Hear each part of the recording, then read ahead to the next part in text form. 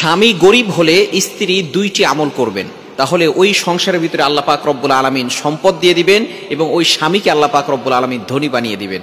বর্তমানে কিন্তু প্রত্যেকটা মা বোন চায় আমার সংসারে যাতে করে সুখ আসে, শান্তি আসে, স্বামী যাতে করে ধনী হয়ে যায় এবং সংসারের ভিতরে কোনো অভাব না থাকে। এটা কিন্তু প্রত্যেকটা নারী চায়, তবে তারা আমল করতে চায় না। আলহামদুলিল্লাহ অনেক মা বোন কিন্তু এখন আমল করা শুরু করেছে, তারা এখন দিনের পথে চলে আসতেছে। ইয়াং পিপল, যুবক যুবতীরা এখন হারাম কাজ থেকে দূরে সরে এসে এখন তারা আমল করা শুরু করেছে। আলহামদুলিল্লাহ এটা কিন্তু খুবই ভালো একটি বিষয়। এখন দেখবেন বেপরদা নারী কিন্তু কম আছে, একেবারে হাতে গোনা কয়েকজন, কিন্তু ম্যাক্সিমাম নারীরা কিন্তু এখন আলহামদুলিল্লাহ পর্দা করা শুরু করেছে।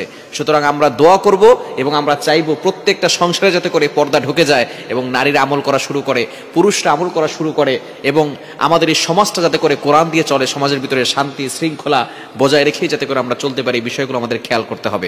বিশেষ করে নারীরা দুইটি আমল করবে। নাম্বার 1, 1 নাম্বার হচ্ছে মাগরিবের নামাজের পরে সূরা ওয়াকিয়ার তেলাওয়াত করবে। মনে রাখবেন, সূরা ওয়াকিয়ার তেলাওয়াত যেই ঘরের ভিতরে করা হয় মাগরিবের নামাজের পরে রাতের বেলা, ওই ঘরে কখনো অভাব থাকে না। ওই ঘরের ভিতরে আল্লাহ পাক রব্বুল আলামিন সম্পদে বরকত দিয়ে দেন এবং ওই ঘরের মানুষদেরকে আল্লাহ পাক রব্বুল আলামিন সম্পদশালী বানিয়ে দেন। বলেন সুবহানাল্লাহ।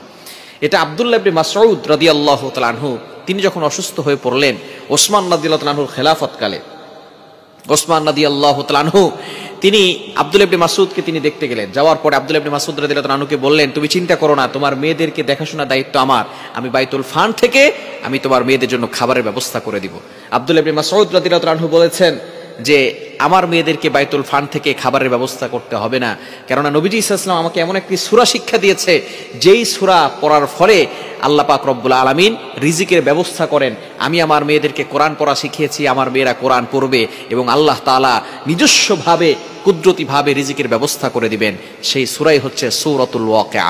মাগরিবের নামাজের পরে প্রত্যেকটা ঘরের ভিতরে সূরা ওয়াকিয়ার তেলাওয়াত দরকার। এই মেসেজগুলো বাড়িতে পৌঁছে দিবেন। আপনারা নিজেরাও পড়বেন, নিজে পড়তে না পারলে স্ত্রীকে পড়তে বলবেন, স্ত্রী পড়তে না পারলে মেয়েকে পড়তে বলবেন, মেয়ের যদি না পারে তাহলে ছেলেকে পড়তে বলবেন। অবশ্যই প্রত্যেকটা সংসারে আমরা যাতে করে এই সূরা ওয়াকিয়া তেলাওয়াত করতে পারি মাগরিবের নামাজের পরে, তাহলে সংসারে কোনো অভাব থাকবে না। এবং দ্বিতীয় নাম্বার হচ্ছে 5 ওয়াক্ত নামাজ পড়ার পরে এবং 100 বার করে ইস্তেগফারের আমল করবে। ইস্তেগফারের যত বেশি আমল করবে তত বেশি আল্লাহ পাক রব্বুল আলামিন সম্পদশালী বানিয়ে দিবেন, বিপদ আপদ থেকে হেফাজত করবেন, বালা মুসিবত থেকে হেফাজত করবেন। এজন্য অবশ্যই যদি সম্পদশালী আমরা হতে চাই, যদি আমরা আল্লাহর উপরে ভরসা করতে চাই, তাহলে অবশ্যই নামাজ কখনো ছাড়া যাবে না। নামাজের পরে ইস্তেগফারের আমল করতে হবে। এজন্য স্ত্রীরা যদি চায় স্বামীকে ধনী বানানোর জন্য, তাহলে এই দুইটি আমল মাস্ট বি করতে হবে।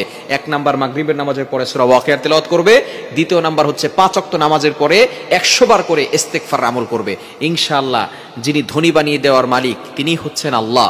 এজন্য ওই আল্লাহর প্রতি ভরসা রেখে আমল করবেন, দেখবেন আল্লাহ তাআলা সব কিছুর ব্যবস্থা করে দিবে।